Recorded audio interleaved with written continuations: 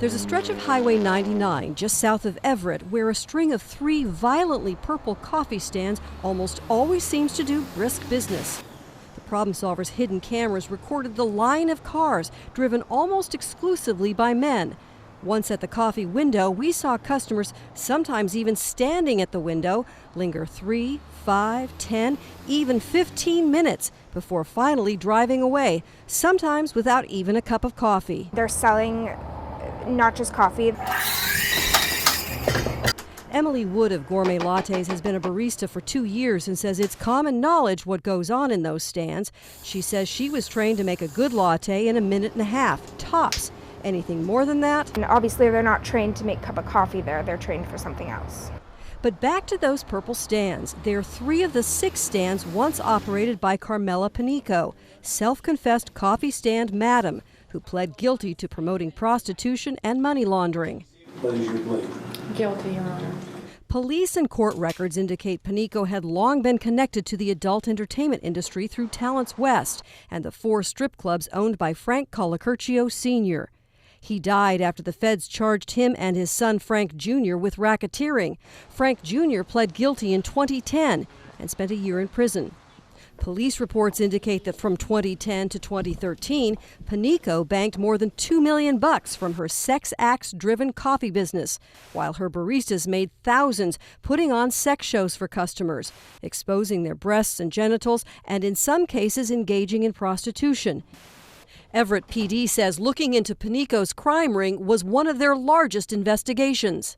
It's very important to not only stop the criminal activity, but the quality of life issue that it generated within the community.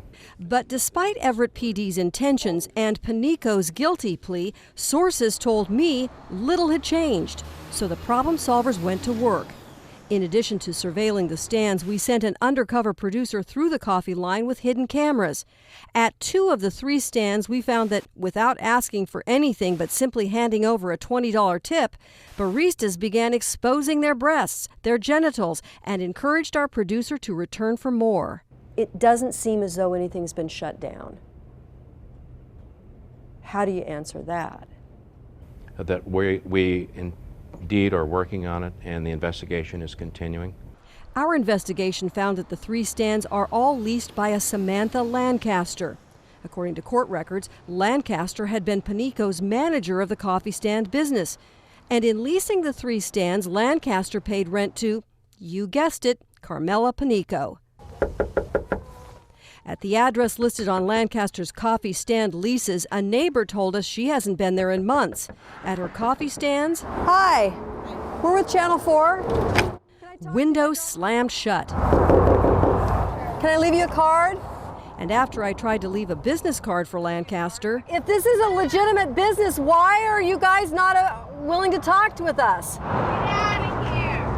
Everett PD admits that a year and a half after the original arrests, it knows the sex acts are continuing, and Panico is still getting at least some of the money. It's totally frustrating to us. But Captain Deckard says it's part of the city's 3-part plan. First, the criminal prosecutions. Next, it's seizing assets. In Panico's plea deal, she agreed to forfeit the coffee stands. Last week, the day after the Problem Solvers submitted a public records request asking about the status of that forfeiture, Everett sent letters to Lancaster to vacate the coffee stands and surrender all equipment. The best way to stop that is to take everything financially that we can from those parties. It can't come soon enough for some neighbors. You know, I think it's a tragedy that our young women are doing this, and I personally think it needs to end. The third part of Everett's plan to get rid of coffee sex stands is legislation. The city's working now on beefing up city ordinances with stronger regulation, including fining owners if baristas serve more than coffee. Tracy Vetter, KOMO 4 News.